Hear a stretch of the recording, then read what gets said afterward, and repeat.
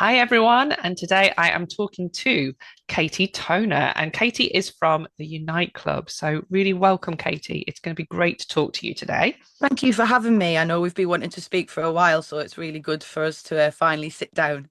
Yeah, yeah. So, tell me about Unite Club. What is it? What does it do?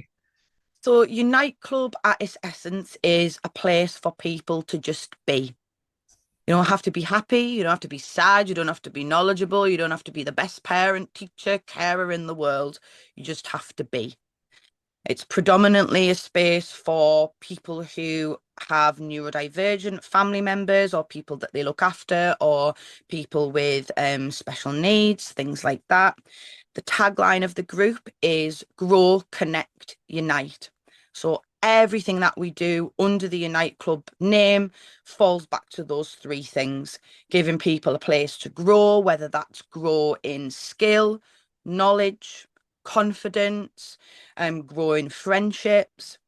We then have the connect side of things, giving children and young people a place to connect with each other, but also to connect with role models. So I'm autistic and ADHD myself, and I meet a lot of parents who say he's so excited he's never met a grown up like who's ADHD before. And that's what it's about. It's a place for parents to be able to connect as well. Parenting can be such a lonely world, regardless of whether you've got any extra things to try and juggle. So, when you add on top neurodivergence or special educational needs or physical disabilities, it can be a really isolating place. My original business was a sleepover business where I went and did inside people's houses, TP sleepovers, and I met over 100 Oh, families cool. doing that. Every family I met said, we feel like we're the only ones.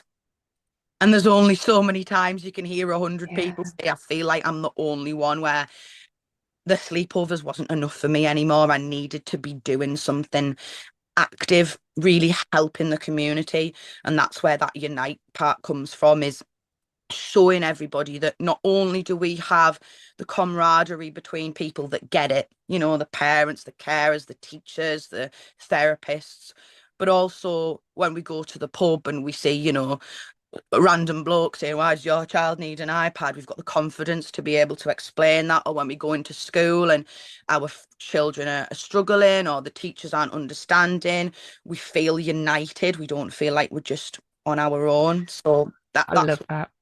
what. I love that. I think connection is so important, isn't it? And yeah, I have two very young children, so I totally get the whole thing of bringing parents together around this as well. I wonder for you then, where did this come from? So you've mentioned your first business, but it sounds like your audience was quite similar. Is it through the personal experience that you've had with autism and ADHD, or is it something totally different? Yeah, so it's really interesting. So I'm actually considered a late diagnosee. So I didn't get my autism diagnosis until I was 25 and my ADHD diagnosis when I was 28. My little brother, who was 11 years younger than me, got his diagnosis when he was 10.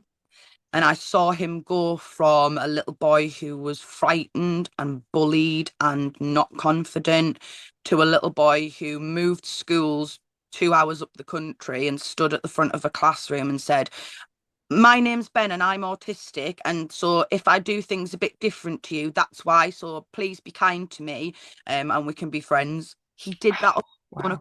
I was just like, wow, the sense of self and security that not even just a diagnosis, but feeling understood Hmm. and bring led me to push for my own diagnosis, which then meant that I noticed, let's say, inequalities in the workplace when I was working for other people.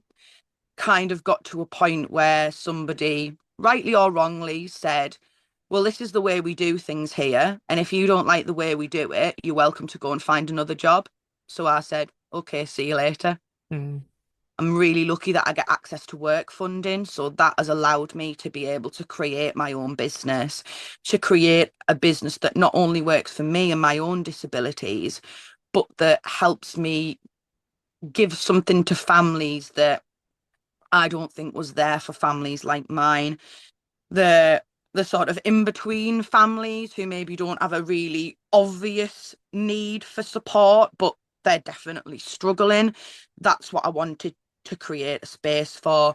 As I say, I started doing the sleepovers and everything was based around sensory needs, but putting it in a way that was in part of the rest of the experience, so that if a neurodivergent child had a sleepover with three friends who weren't neurodivergent, anything that we put in place to support that child didn't stand out.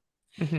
Sensory equipment was there for everyone to use. The sensory lighting was just part of the experience. It was all fit in. And then, as I say, the more parents I spoke to, the more were saying to me, this has been amazing. Like, but for a party, we can't always afford it. Or I feel like I'd love, I've learned so much in the half an hour speaking to you while you've been setting up the tents. Like, I Hmm. wish there was something else like this. And the big thing that made me swap from the sleepovers to your nightclub was I noticed over the last few years a big push on inclusion. There's lots of, send Saturdays where you can go shopping at the supermarket at 8 o'clock on a morning when no one wants to go to the supermarket, let alone somebody with two neurodivergent children who struggle leaving the house on time and blah, blah, blah. Or a lovely autism only swimming session, which is on a Monday night, and the family swim session's on a Thursday, which means that can I take my two children to one swimming session? No, I can't. That is not inclusion, Kate. It's segregation. Mm. It's you can stay with your kind in a group with your people, and you know, we've let you come in. It's not embracing people, not in my opinion anyway. Mm. It's good that it's there. It's a valuable service, but it doesn't help the overall community. If you say to the autistic people, oh, here's a lovely cafe that you can go to for lunch on the high street, but you're not allowed to go to any of the other cafes, then how does it help? We know what it's like. I Mm. know what it's like to be neurodivergent. I need the other people who don't experience it to understand. And the only way that we can do that is to make community events accessible for the whole community. Yeah. So anything I do is open to any walks of life to come to. So we did a farm visit over summer. We had physical disabilities, we had neurodivergence, we had no support needs whatsoever, just people that wanted to come. And for me, that's the key factor behind your nightclub, is creating a space for these conversations. Yes, it's a safe place for people to feel understood, but it branches us out to be able to pass on this knowledge to other people as well. It's so important, isn't it? It's actually something we're on a bit of a learning journey with Junction Point as well. So every year, sort of our at the moment our annual event is Social Enterprise Day, and every year we set ourselves the challenge to do something that is making it more accessible each year, because we can't do everything all at once because quite often it's cost prohibitive. But what we found from the feedback is that everything that we're doing in terms of neurodivergence or disabilities to improve the accessibility, it's actually making it better for everybody. It isn't that it's you've got one person going, and now I'm very happy because you've done all these things that I want. It's everyone else who's saying, oh, I'm so glad that you had the fidget toys, because that talk, it was longer than I could sit still for. And that is people without support needs, as you say. That's just people being able to still themselves and remain in a moment. Or the fact that we were recording the speeches meant that people that were at their kind of capacity of taking in information felt that they actually had the space to just go and engage with people in a different way. They didn't have to stay in there and listen to the talk because they could listen to it later on demand. So for us, we've realized that actually this isn't just about making sure that those categories of people get the stuff that they need. It's about learning from all of the different ways that people engage with things and making sure that everybody's got something that means that they feel that they are welcome. And that just makes it better for everyone. Absolutely. With inclusive practices, it's the same in a classroom. If you took 30 mainstream students into a SEND classroom, every single child would still thrive. And Mm-hmm. in probably thrive more. If you took 30 SEND children and put them in a mainstream classroom, that percentage is going to drop drastically. there is no inclusive practice that will exclude someone. Mm. So by doing things that are inclusive, by nature, you will help everybody who's coming to that event because that's Yeah. what it is. It's giving everybody the equal opportunity to thrive. It's not about extra, it's about equal. It's Mhm. about body, not the same tools. You know, we're not in primary school. If I give you a wet paper towel, it's not going to fix a graze on your knee or a Mhm. broken. We can do our best, but what it is about is making everybody healthy. Is, you know, like if I'm using that example, the wet paper towel isn't going to fix the graze and it's not going to fix the broken arm, but a nurse's help will. Mhm. That's where, you know, the inclusion comes into things. But yeah, you know, I've heard brilliant things about your event as well. And it just goes to show, you know, the little things can make a big difference. Yeah, sure. Making inclusive practices isn't going to change the world with one person, but you Mhm. can change one person's world. And the more one person you change, then, you know, the world doesn't seem so far off. I love that. And one of the things that you mentioned in terms of your journey to setting up being self-employed was access to work. And I know that that's something that not everyone's going to know what that means. So I just want to circle back to that and ask you, what is it? What impact has it had on your journey, and how can people access that? So access to work is government grant funding, essentially, is the best way to put it. It is for people who struggle to access work full time. So that might be depression, anxiety, it might be deafness, blindness, it could be a physical disability, it could be neurodivergence. It doesn't necessarily have to be like one specific thing. That then what will happen is you will be assessed based on your needs. There's two ways of doing it. You can self-apply for access to work, which I don't recommend because if you are applying for access to work, chances are you might struggle with things like paperwork, communication, deadlines. It's an extra stress that you probably don't need. There's some really good agencies locally in the area that can help with access to work. I work with Team Sunflower, but there's also This Is Me, there's Celebrate Difference. I think even Accounting for Good might be starting to do some Hmm. stuff. But if I've not listed anybody, it's not because I don't love you, I do. It's just because I've got ADHD and I can't remember everyone. So reach out to an organisation, and what they'll do is they will help you with all of the application side of things. Once that's done, if you get accepted for access to work, you'll be given a set amount of hours slash funding that you are privy to. That funding can be used for equipment, standing desk, perhaps, um, annotation notes, things like that, Dragon software for dyspraxia, that sort of thing. You can also be given funding for support. That's what I use my funding for. So I receive funding from Ruth, who's part of Junction Point. She helps me with the business planning side of things. I'm an ideas gal. I don't really do the whole middle bit. I can do the action, I can do the idea. The guff in the middle is not really interesting. Does that? What I like to do is use my support services to help teach me because I'm very conscious that my access to work could be taken away from me at the end of the year. You renew it every year, you see. So I try and use mine to help teach me.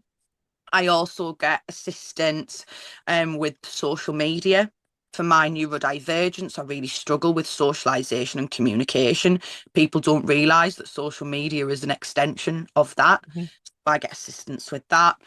What it does is it helps me to be able to run a business successfully. If I didn't have that support available, I would struggle with those things and I would be at a detriment to other small business owners. So that's what the access to work helps with. And it's really beneficial on those days when you're not sure or you're worried or there might be some training that might help you to pay for. So it's really useful to have the money. But as well, this is why I say it's really useful to go with an agency, in my Mhm. opinion, because if you get the right agency, I know that I could message my people at Team Sunflower at any time of the day and they'd be there to help me.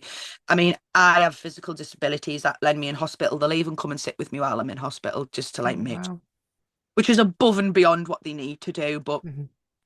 things like we spoke before we started recording, I'm applying for a business loan at the minute. There's absolutely no way that I would have been able to apply for that business loan and not be overwhelmed by numbers and data to the point where I either wouldn't have got it done or I would have maybe made a mistake, which would have had really big detriments because it's a big amount of money. So having the access to work support is so useful.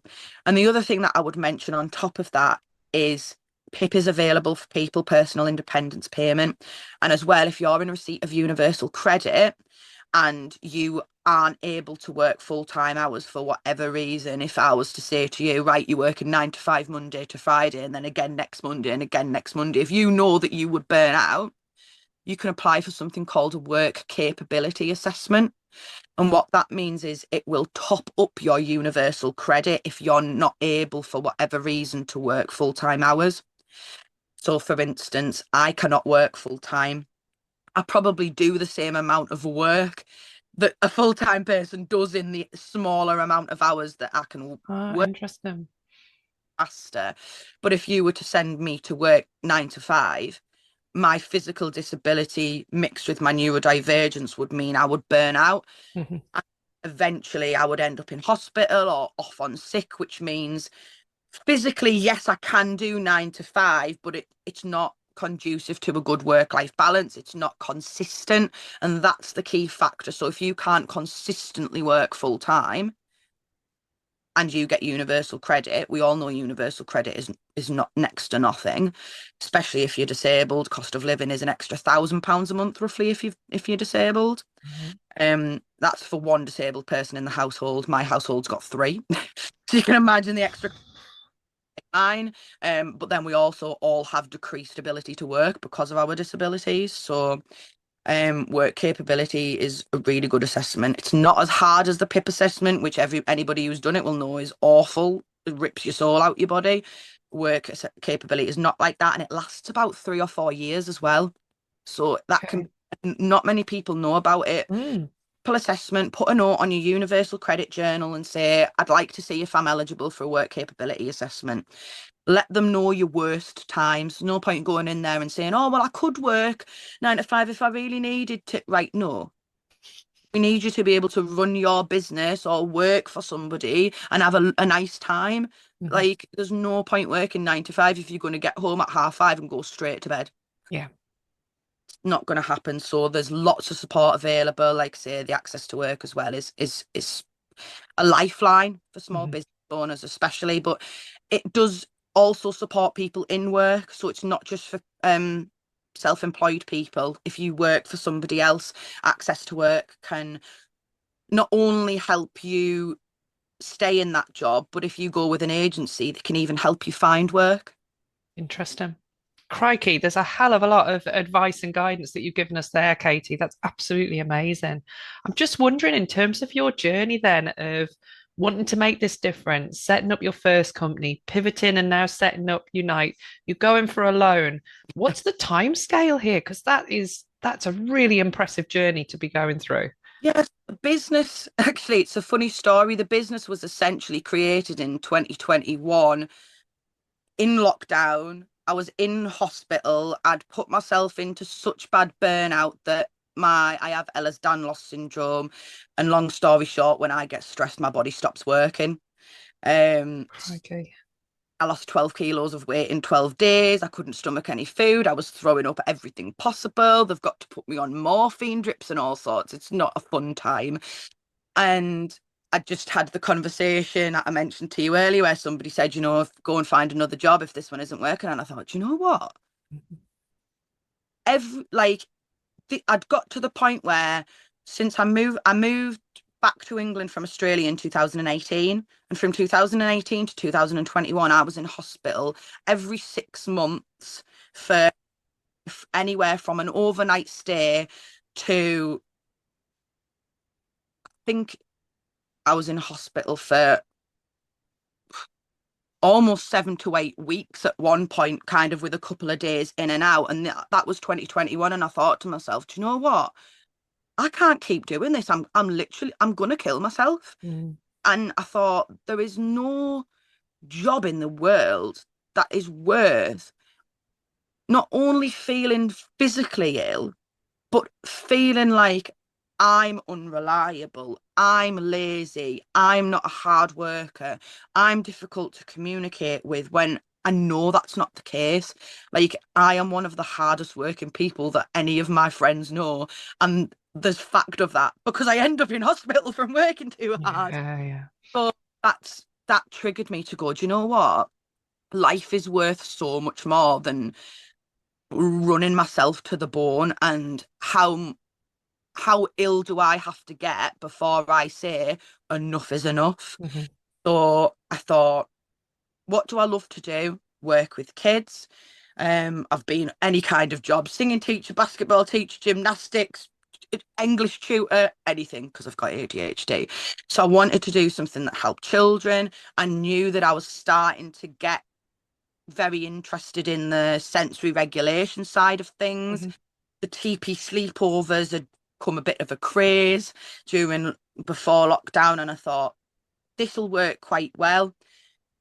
It was never going to make me millions and millions of pounds, but what I wanted it to be was proof to myself that I could hold down a job, Hmm. that I am a good worker.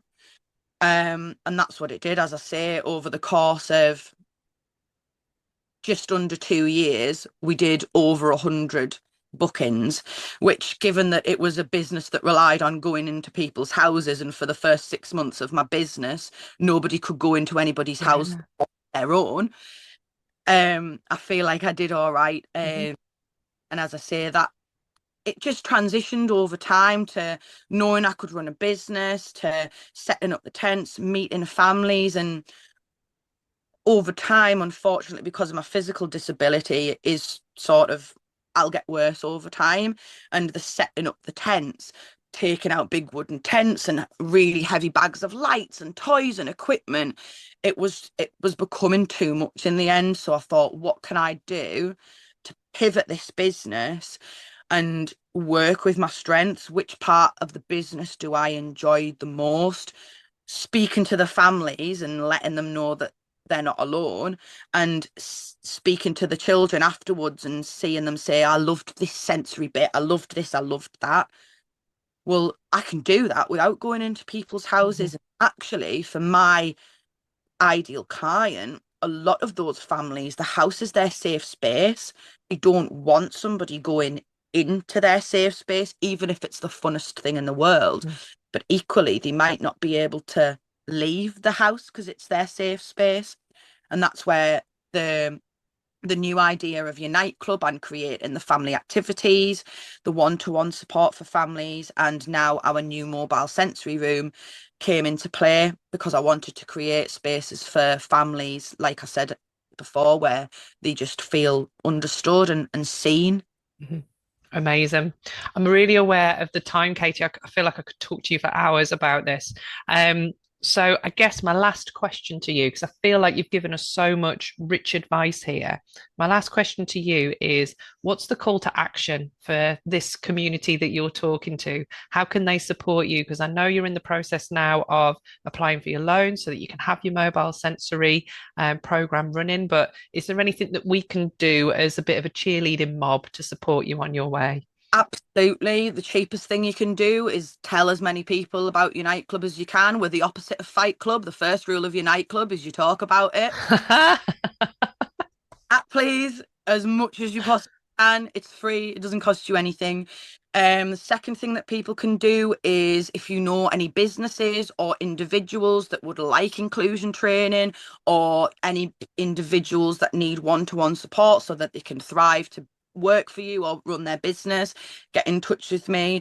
The third thing is a bit of a symbiotic relationship. So I might be able to help you is, I'm looking for small businesses that would like to sponsor the running of the sensory shuttle. That can be anything from maintenance of the van, fuel costs, to saying to us, I want you to take the sensory shuttle to Sunderland because that's where my business is. And we'll say we've gone to Sunderland. In exchange for that sponsorship, you will get advertising on our van, which will be driven across the Northeast to all my different events. And you'll also get advertising on our website and social media as well. I really want it to be small businesses that help support this shuttle because I'm a small business as well, and that's the way that we grow together. So any way that I can help other people, please let me know. And if you're willing to help me, if there's ways we can work together, that's what I'm all about. Like I say, grow, connect, unite. That's what we can all do. Perfect. Well, thank you ever so much, Katie. And we'll be sharing all of your links and you'll be able to answer any people's questions in the groups. But for now, thank you ever so much for your time. Perfect. Thanks so much for having me. Take care.